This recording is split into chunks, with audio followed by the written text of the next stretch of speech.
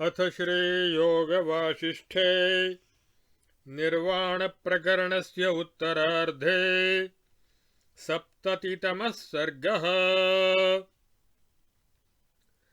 अन्यजगद्ब्रह्मोवाच अथाहं चिन्मयाकाशस्त्वन्याकाशमयीं स्थितिं परां ग्रहीतुमिच्छामि तेनेहोपस्थितः क्षयः। महाप्रलयकालेऽस्मिंस्त्यक्तुमेषा मयाधुना मुनीन्द्रनूनमारब्धा तेन वैरस्यमागता।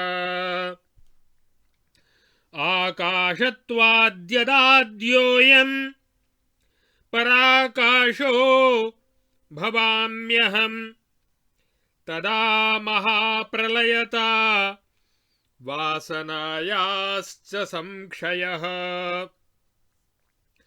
तेनैषा विरसीभूता मन्मार्गं परिधावति नानुगच्छति को नाम निर्मातारमुदारधीः। इहाद्यायं कलेरन्तश्चतुर्युगविपर्ययः प्रजामन्विन्द्रदेवानामद्यैवान्तोऽयमागतः।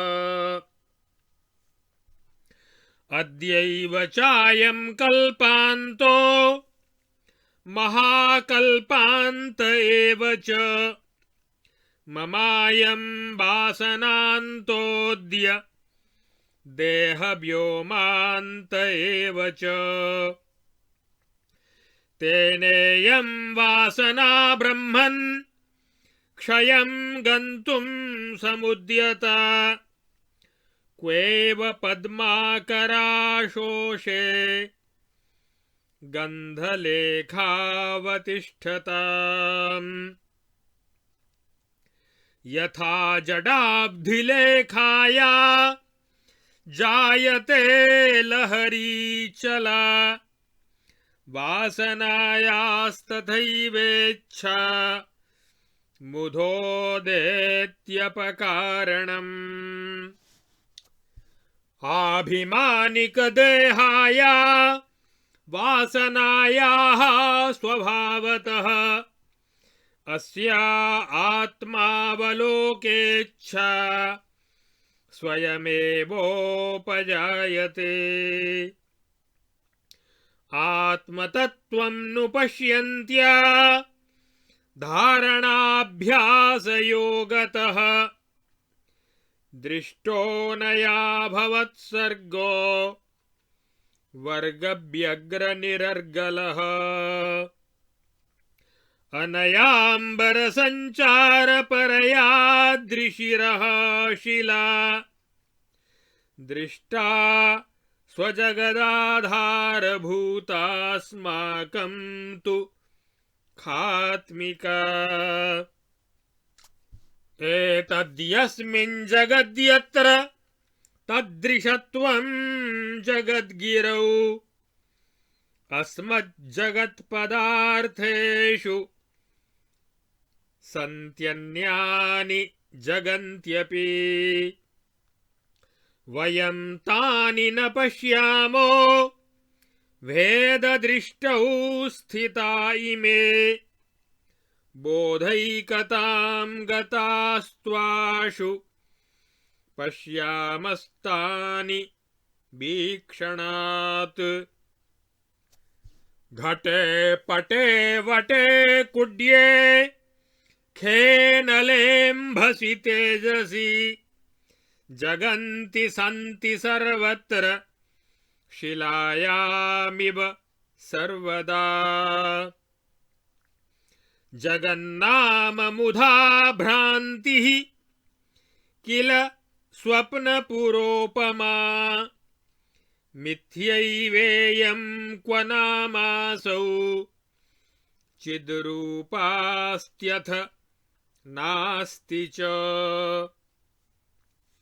परिज्ञाता सती येषामेषा चिन्नभसैकताम् गता तेन विमुह्यन्ति शिष्टास्तु भ्रमभाजनम् अथान्यधारणाभ्यासात् स्वविरागवशोदितम् साधयन्त्यार्थमात्मीयम् दृष्टस्त्वमनया मुने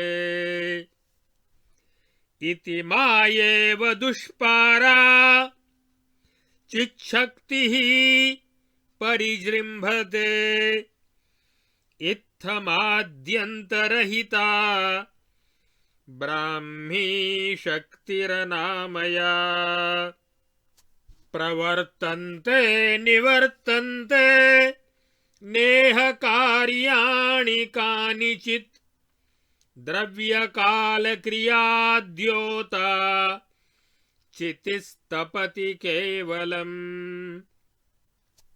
देशकालक्रिया द्रव्यमनोबुद्ध्यादिकं त्विदम् चिच्छिलाङ्गकमेवैकम् विद्यनस्तमयोदयम् चिदेवेयं शिलाकारमवतिष्ठति बिभ्रति अङ्गमस्या जगज्जालम् मरुतः स्पन्दनं यथा विज्ञानघनमात्मानं जगदित्यवबुध्यते अनाद्यन्तापि साद्यन्ता चित्वादिति गतापि चित् चिच्छिलेयमनाद्यन्ता साद्यन्तास्तीति बोधतः साकारापि निराकारा जगदङ्गेति संस्थिता यद्वत् स्वप्ने चिदेव स्वं रूपं व्योमैव पत्तनं वेत्ति तद्वदिदं वेत्ति पाषाणं जगदङ्गकम् न सरन्तीह सरितो न चक्रं परिवर्तते नार्थाः परिणमन्त्यन्तः कचत्येतच्चिदम्बरम्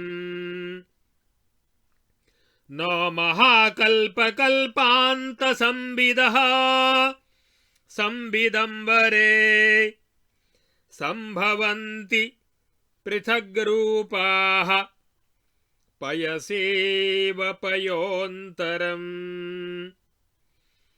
जगन्ति सन्त्येव न सन्ति शान्ते चिदम्बरे सर्वगतैकमूर्तौ नभोऽन्तराणीव महानभोऽन्तश्चित्सन्ति सत्तानि पराम्बराणि वसिष्ठ तद्गच्छ मुने जगत्स्वं त्वं चासने सम्प्रति शान्तिमेहि बुद्ध्यादिरूपाणि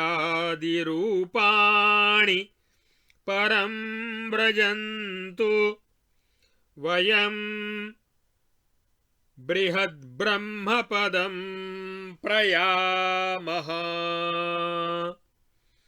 इत्यार्षे श्रीवासिष्ठमहारामायणे वाल्मीकीये देवदूतोक्तमोक्षोपायेषु निर्वाणप्रकरणे उत्तरार्धे पाषाणोपाख्याने शिलान्तर्जगत्पितामहावाक्यानि नाम 70तमः सर्गः। अब आगे इस योग वासिष्ठ महारामायण के निर्वाण प्रकरण के उत्तरार्ध के 70वें सर्ग में उस पाषाण जगत के ब्रह्मा जी द्वारा वासना की क्षयोन्मुखता एवं आत्मदर्शन की इच्छा बताकर शिला की चिति रूपता तथा जगत की परमात्म सत्ता से अभिन्नता का प्रतिपादन करके वशिष्ठ जी को अपने जगत में लौट जाने के लिए प्रेरित करना, इस विषय का वर्णन इस सर्ग में किया गया है। अब उस अन्य जगत के ब्रह्मा जी कहते हैं, हे मुनिश्रेष्ठ वशिष्ठ जी, मैंने अपने संकल्प से कल्पित 2 परार्ध वर्षों की आयु बिता दी।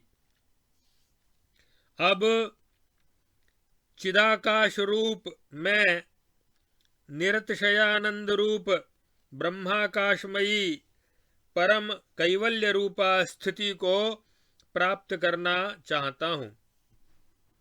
इसी से यहाँ मेरी वासना द्वारा रचे गए इस संसार में नित्य, नैमित्तिक, दैनंदिन और आत्यंतिक ये 4 प्रकार के प्रलय उपस्थित हो गए हैं। इसलिए इस समय हे मुनीश्वर, इस महाप्रलय काल में अब मैंने इसे त्याग देने, इस वासना का मूलोच्छेद करके इसे अपनी सत्ता से गिरा देने के उद्योग का निश्चित रूप से आरंभ कर दिया है। इसी कारण, इसीलिए यह विरसता को प्राप्त अर्थात विनाशोन्मुख हो गई है। जब मैं चित्ताकाश रूपता को त्याग कर आदि चेतनाकाश रूप महाकाश होने जा रहा हूँ, तब यहाँ महाप्रलय का आना और वासना का विनाश होना अवश्यम भावी है। यही कारण है कि यह विरस होकर मेरे मार्ग की ओर दौड़ी आ रही है। भला ऐसा कौन उदार बुद्धि प्राणी है जो अपने जन्मदाता का अनुसरण न करता हो? सभी अपने कारण का ही अनुसरण करते हैं। आज यहाँ 4 युगों का विनाश उपस्थित है। यह अंतिम कल्प है। अंतिम कल्प का अंतिम मनवंतर तथा अंतिम कलयुग की समाप्ति का समय आ गया है। इसलिए आज ही समस्त प्रजा और मनु, इंद्र तथा देवताओं का यह अंतकाल आ पहुंचा है और आज ही यह कल्प का अंत, महाकल्प का अंत और मेरी वासना का अंत और मेरे देहाकाश का भी अंत होने वाला है। हे ब्रह्मन, हे ब्रह्मर्षि वशिष्ठ, इसीलिए यह वासना अब क्षीण होने के लिए उद्यत है। जब कमलों से भरा हुआ सरोवर ही सूख रहा हो, तब गंधलेखा कहाँ तक ठहर सकती है? केवल अभिमान ही जिसका शरीर है, ऐसी इस वासना को स्वभावतः स्वयं ही आत्मदर्शन की इच्छा होती है। आत्म साक्षात्कार के लिए किए गए धारणाभ्यास रूप योग से इसने अन्य ब्रह्मांड में जाकर वहां आपके जगत का दर्शन किया, जहां धर्म आदि चारों वर्गों के अनुष्ठान में लगी हुई स्वतंत्र प्रजा निवास करती है। आकाश में विचरती हुई इस विद्याधरी ने उसी सिद्धि की सामर्थ्य से लोकालोक पर्वत के शिखर की शिला देखी, जो इसके अपने जगत की आधारभूत है तथा हमारी दृष्टि में केवल आकाश रूप ही है। जिस जगत रूपी पर्वत पर यह जगत है और जिसमें उसकी शिला रूपता है, वहाँ तथा हमारे जगत रूप पदार्थों में ऐसे ऐसे अनेक दूसरे दूसरे अनेक जगत भी हैं। यह जगत रूपी भ्रांति जिनकी समझ में आ गई, अर्थात जिनकी दृष्टि में यह चेतनाकाश के साथ एक रूपता को प्राप्त हो गई, वे पुरुष कभी भी मोह में नहीं पड़ते। और शेष जितने लोग हैं वे सब भ्रम के ही भागी होते हैं। हे मुने, इस विद्याधरी को वैराग्य के कारण उत्पन्न अपने मनोरथ को सिद्ध करने की इच्छा हुई, इसीलिए इसने अन्य बहुत सी धारणाओं का अभ्यास करके उनके प्रभाव से आपका दर्शन प्राप्त किया। आदि अंत से रहित एवं अनामय विद्या रूपा ब्रह्म की चिन्मयी माया शक्ति सब ओर व्याप्त है। इस जगत में कोई भी कार्य न तो कभी उत्पन्न होते हैं और न नष्ट ही होते हैं। केवल चित शक्ति ही द्रव्य, काल और क्रिया के रूप में प्रकाशित होकर तप रही है। ये जो देश, काल, क्रिया, द्रव्य, मन और बुद्धि आदि हैं, ये सब के सब चेतन रूपी शिला की मूर्तियां हैं। जैसे खांड की मूर्तियों में केवल खांड ही होती है, सुवर्ण के आभूषणों में केवल सुवर्ण ही सत्य होता है, और समुद्र की सभी तरंगों में जल ही सत्य होता है। वास्तव में इनका न कभी उदय होता है और न अस्त ही होता है। इस बात को आप अच्छी तरह समझ लें। यह चित शक्ति ही शिला का आकार धारण करके स्थित है। जैसे स्पंदन वायु का स्वरूप है, उसी प्रकार सारा जगत समुदाय इस चित शक्ति का अभिन्न अंग ही है। यह जो चिति रूपा शिला है, यह आदि और अंत से रहित है, किंतु भ्रम से सादी और शांत बन जाती है। निराकार होती हुई भी साकार होकर जगत रूप अंगों से युक्त बनकर स्थित हो जाती है। जैसे महाकाश के भीतर दूसरे दूसरे अनेक घटाकाश, मठाकाश आदि हैं, वे सब के सब महाकाश की सत्ता से ही विद्यमान हैं, अपना पृथक अस्तित्व नहीं रखते हैं। उसी प्रकार संपूर्ण जगत शून्य रूप होते हुए भी शांत स्वरूप सर्वव्यापी चेतनाकाश परमात्मा में उसी की सत्ता से सर्वत्र विद्यमान है, परंतु वे अपनी पृथक सत्ता नहीं रखते हैं। इस दृष्टि से उनके विषय में वे हैं और नहीं हैं, ये दोनों ही बातें कही जा सकती हैं। हे मुनिवर वशिष्ठ, अब आप यहाँ से अपने जगत में लौट जाइए और इस समय अपने पूर्व कल्पित एकांतवर्ती आसन पर समाधि लगाकर परम शांति का अनुभव कीजिए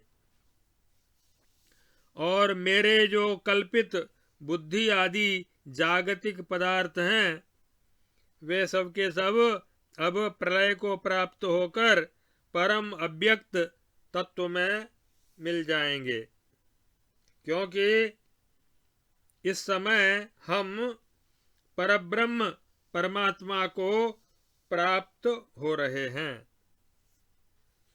वशिष्ठ तद्गच्छ मुने जगत्स्वं त्वं चासने संप्रति शान्तिमेहि बुद्ध्यादिरूपाणि